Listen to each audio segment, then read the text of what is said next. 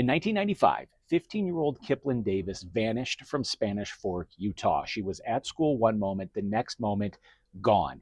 Years and years later, there were 5 men who were ultimately indicted in her disappearance. One of those men, Timmy Olsen, was charged with murder and pled guilty to manslaughter and then was sentenced to 15 years in state prison. He served that entire prison sentence and walked free as a free man. But 5 years before his release, he had a parole hearing in which he had the chance to let the parole board know where Kiplyn's remains were, and then he would have the opportunity to get out of prison early because of a new law that had just recently passed, and he didn't take that opportunity to do so. You can hear me okay, Mr. Olsen? Yes, ma'am. Okay. All right, well, let's go ahead and get started since we have everybody on the line. This is the time set for an original hearing for Timmy Brent Olsen, offender number 201693. Is that you, sir? Yes, ma'am. One of the parole board members tried to set the record straight and get Olsen to say more than he had ever said before. I know there have been many conflicting stories about what transpired the day of Kiplyn's disappearance. I know you've made multiple varying statements, misstatements, which ultimately actually, led to your conviction in federal court. But what I'd like to do today is start, from the events of that day, the beginning of that day, and talk through that. I know your statement at sentencing was far more detailed in 2011, and so I'd basically like to start anew and give you an opportunity to explain the events of that day. Without asking my lawyer and speaking to her about it, and I'm not going to answer that question until I can do that. Okay, so you don't want to talk about the events of that day?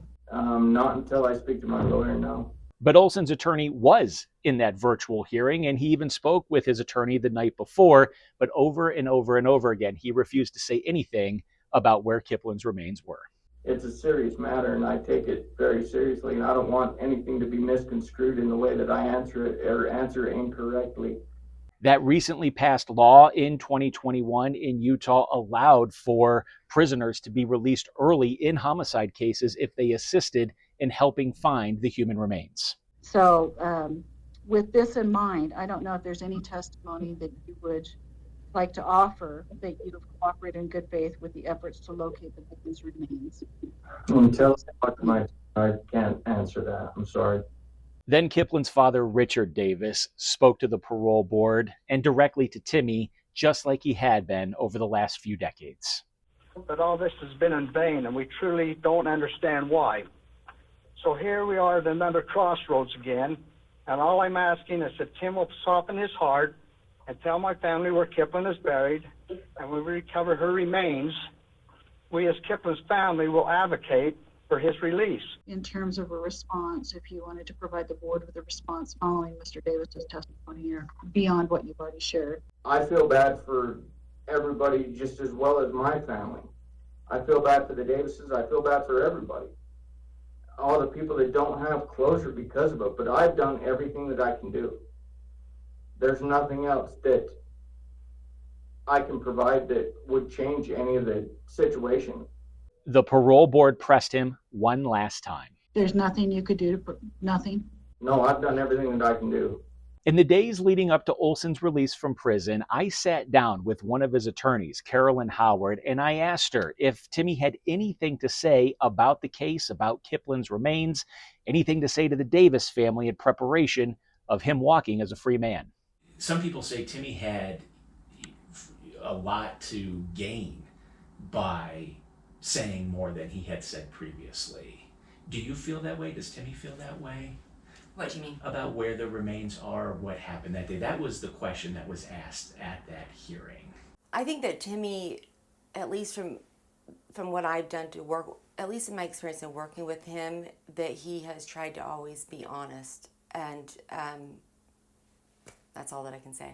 What is he feeling right now? When I asked him about that, I said, Timmy, you've been here in there for 20 years. Are you excited to go and get a hamburger? Do you want to go to Wendy's? Do you want to go to a movie?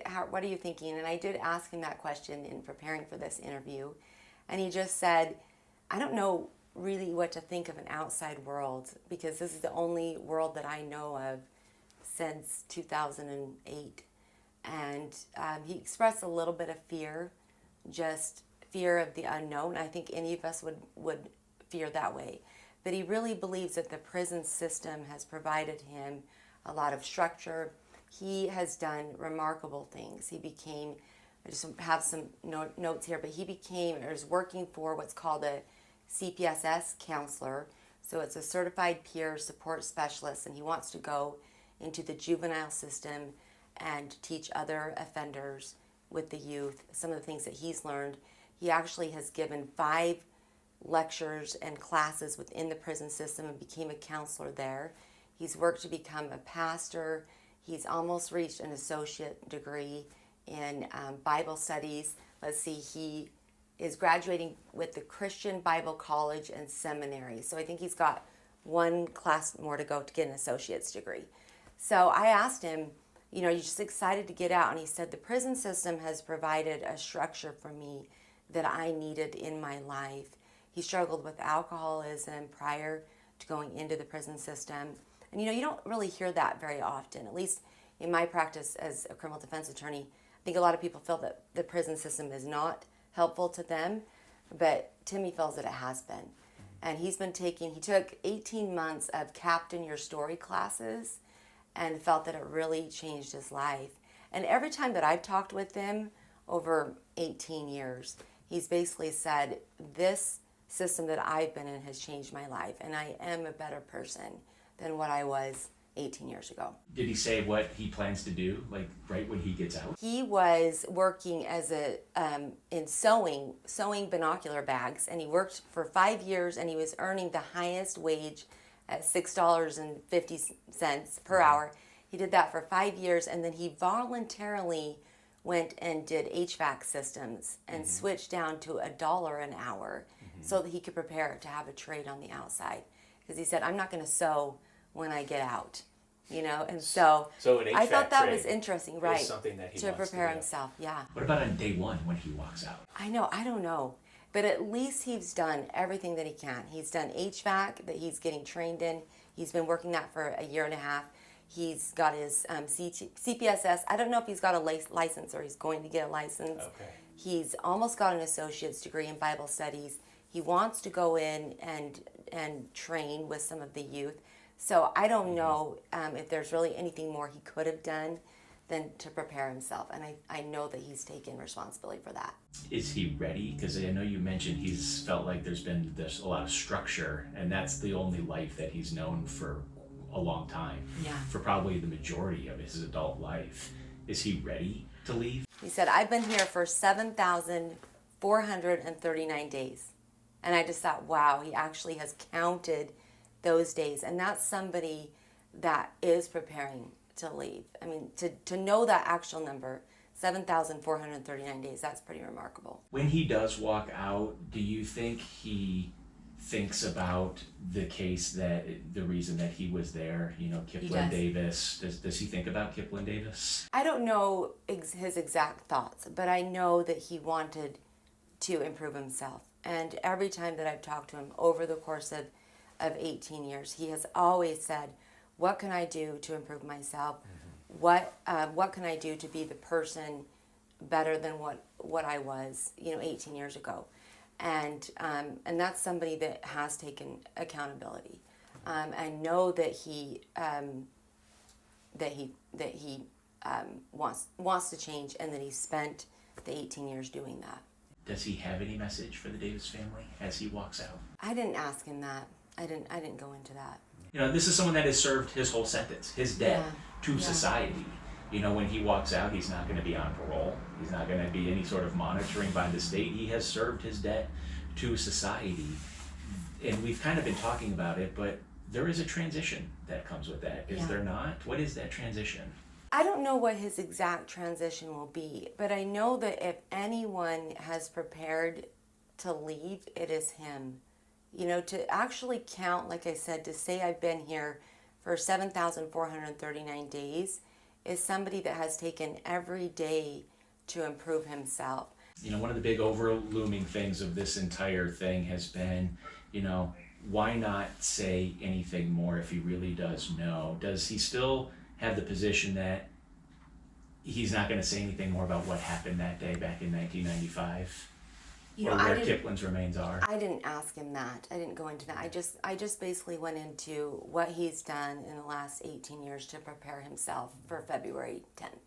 And he is ready to just move on. I think so. New chapter in his life, Yes. is what he's telling you. Yes, and he really deserves it. You know, he does, and he knows that he needs to prepare himself, and he's done that. And I think all of us deserve a second chance. You know, he actually said to me, I don't think that I would have been alive. He had his high school where he wasn't really thriving in that environment.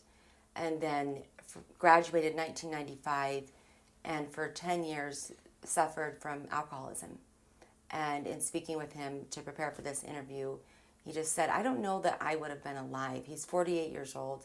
I don't know that I would have been alive today. And like I said, I don't know that many people believe that the prison system actually provides structure and benefit to them. A lot of people say prison's just going to make me worse. You know, but he's actually taken a difficult situation and said, what can I gain from this?